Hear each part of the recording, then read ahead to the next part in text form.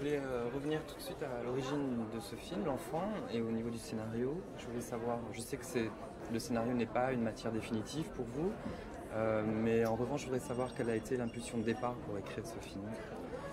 Mis à part l'anecdote que vous citez dans le dossier de presse, mais est-elle vraiment fondamentale pour l'écriture de ce scénario-là? Absolument, mon général. Absolument. Voilà. Ouais. C'est ça qui est revenu dans chaque fois qu'on parlait. On parlait de cette fille. Qui était d'ailleurs blonde aussi, comme Sonia. Si vous aviez à détailler un peu plus pourquoi elle vous a tant marqué? C'est-à-dire parce qu'elle était seule et parce qu'elle avait la manière dont elle se déplaçait dans la rue avec cet enfant de manière si brusque, si sauvage. On avait l'impression qu'elle voulait en fait le fuir, s'en débarrasser, tout en le poussant, en le promenant, en allant à gauche. Parce qu'on l'a vu plusieurs fois, ça a duré plusieurs jours, qu'on tournait dans le même coin. Et je crois que c'est ça. On s'est dit, mais c'est quoi avoir un enfant aujourd'hui? Comment faire avec un enfant qui arrive, qui n'est pas une chose comme une autre, qui implique un lien mystérieux qui est celui de la maternité ou de la paternité, enfin quelque chose qui lie comme aucune chose ne lie. Et bon, comment ça se passe et comment ça peut se passer aujourd'hui pour des gens, enfin pour un homme en tous les cas, un jeune garçon, un enfant encore sans doute, pour qui il y a aucun lien avec quoi que ce soit. Lui, il prend, il jette, il est dans l'immédiateté totale, dans la légèreté, il n'a pas de centre de gravité vraiment. Il ne sait pas très bien où il est, pourquoi il est là. Et voilà. Vous diriez qu'il est même dans l'inconscience? Dans l'inconscient, je ne sais pas. Mais ce qu'il y a, c'est pour ça que cette image, cette jeune femme et cet enfant, nous ont beaucoup, cette image nous a beaucoup poursuivis.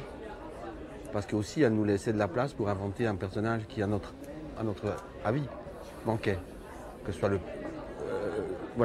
père, l'amoureux. Mais il y avait quelqu'un qui pour nous manquait, qui n'était pas là. Et qui n'a jamais été là. Et peut-être que si on avait vu cette fille accompagnée toujours d'un garçon, avec un bébé, peut-être qu'on n'en aurait plus tellement parlé après. Mais le fait qu'il manquait quelque chose, une absence, on s'est dit tiens, et c'est parti vraiment de là. Donc vous voyez, c'est vraiment parti de cette fille et de ce bébé qu'on voyait. Alors est-ce que Bruno est inconscient? C'est qu'il a la faculté de changer d'avis tout le temps et de s'investir avec autant d'intensité dans ses divers avis. Voilà, on peut appeler ça l'inconscience ou une espèce de liberté un peu folle. Ouais, il n'est pas là, quoi. Il n'est pas vraiment là. Il est dans le mouvement tout le temps. Oui, il n'est attaché à rien, rien ne le concerne. Même plusieurs fois, quand on faisait le scénario, quand on écrivait le scénario, on a pensé le faire mourir. Je ne crois pas que ça l'aurait touché plus que ça de mourir. L'écriture du scénario, c'est certainement une phase importante pour vous.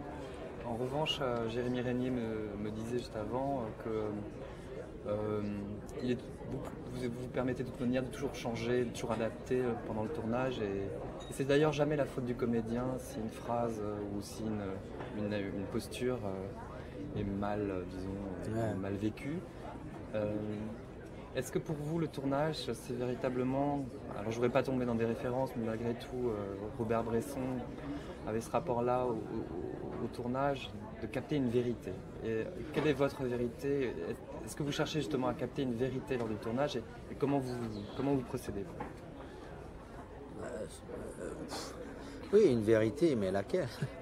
Oui, c'est-à-dire que ce qu'on essaie, c'est que les acteurs, les actrices ne jouent pas, n'essayent pas d'exprimer une intériorité qu'ils penseraient avoir et à exprimer.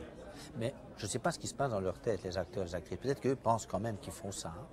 En tous les cas, nous partons un peu de cette idée que la caméra est impitoyable. Et que si jamais la volonté de l'acteur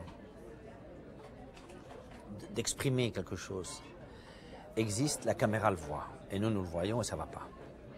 Donc il faut que, et ça c'est pour ça qu'on répète aussi, sans jouer, mais on répète les mouvements, les corps, comment bouger, faire ci, faire, pour que la caméra puisse voir, non pas le comédien qui exprime, mais voir un comportement, voir voilà, ce qui se passe.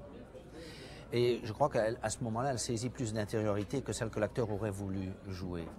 Et alors, ici, dans ce cas-ci, avec Jérémy, avec Déborah, avec l'autre Jérémy qui fait le petit garçon, Steve, avec les autres, je crois qu'on est arrivé très vite à avoir ce comportement où l'acteur ne sait pas l'exprimer.